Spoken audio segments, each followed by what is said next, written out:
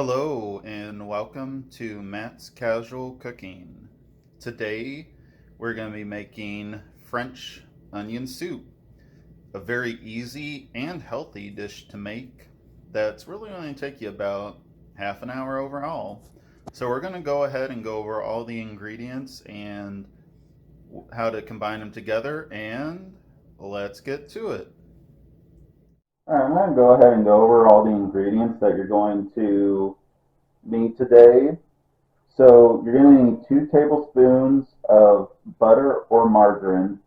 You're going to need 2 cups of thinly sliced yellow onions, which is about 2 large-ish onions.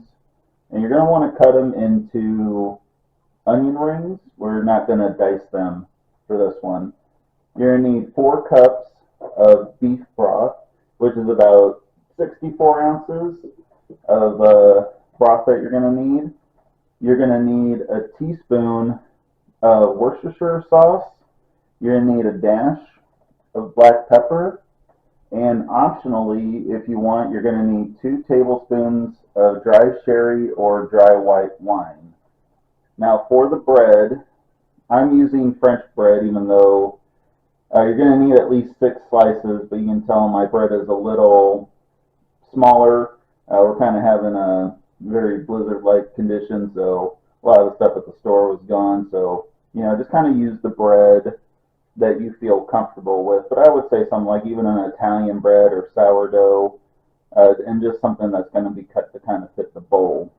And then you're also going to need a cup of shredded Swiss, Gruyere, or Jarlsberg, and that's going to be about 4 ounces. And now optionally also for the bread, I'm going to show you with some garlic powder and some minced garlic. You can either use the dry garlic or you can mince it yourself, or you can use the stuff they sell in a jar at the store.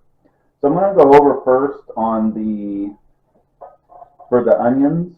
Now you will want a good pan, and you are going to need a lid for it as well initially. So, all right, let's get to that.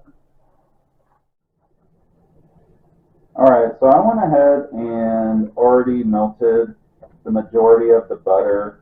So then now what you want to do once that's done is go ahead and add your onions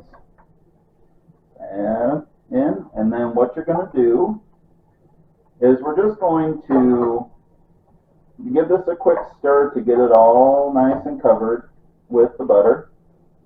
And then what we're going to do is we're just going to take a lid, and we're actually going to cook these uncovered on medium to medium low.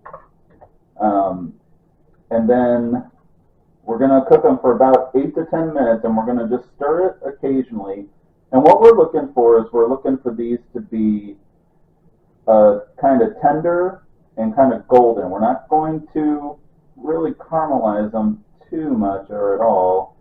And that's really what we're looking for. This is really a kind of a quick and tastier dish this way. So cover them up, stir occasionally, and I'll see you guys in about 8 to 10 minutes.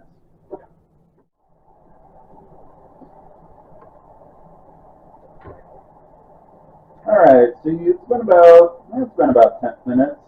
And you can see the onions are really tender, they're really malleable, and they've got just like a nice gold color like the butter. You can certainly use a different oil if you want to for this, but I really like butter. So what we want to do now is and there's a little browning on them, but that's alright. We just want to make sure they don't kind of caramelize fully. What we're going to do now is go ahead and pour in your broth, Worcestershire sauce, pepper, and the sherry or white wine if you want. It's going to be totally up to you. And then once you do that, we're just going to bring it to boil, and then we're going to reduce it to a simmer, and we're going to cook that then for about 8 to 10 minutes. Now I did forget to mention with the pepper. You can add salt into this as well if you want to add a little bit of salt. It's going to be entirely up to you. So, like I said, go ahead once everything's combined, give it some good stirs or whisk it, and then you're just going to want to bring it to boil, reduce your heat, and then cook for about 10 minutes, and then I'll see you guys then. All right, folks, so our soup is simmering right now, so we're going to go ahead and go over the bread portion. I forgot to mention on the bread, you want to normally toast it first, but honestly, I've never found a huge difference between toasting before or afterwards. It's entirely up to you what you want to do. But what I like to do with the bread is on the garlic powder, just take a little bit, just kind of, like, just add a little bit. You don't need to cover it, just add a little bit to it before we put the cheese on. Let's kind of give it a little bit extra flavoring. It's already going to be pretty flavorful enough, but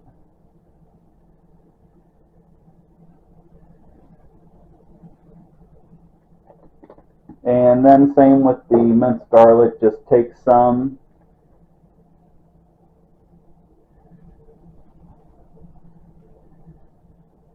and just put it on top. Now, like as you can see, you don't want to cover the whole thing because even though this is nice, sometimes if you cover the whole thing, the cheese won't necessarily stick to the bread. So just go ahead and take some cheese, and we're just going to put it on top of each one. Now, if you have any cheese left over, or if you want to make some extra cheese, because we are going to need, I forgot to mention, we are going to need some extra cheese for the soup as well. But if you don't have to, don't necessarily use up all the cheese for this.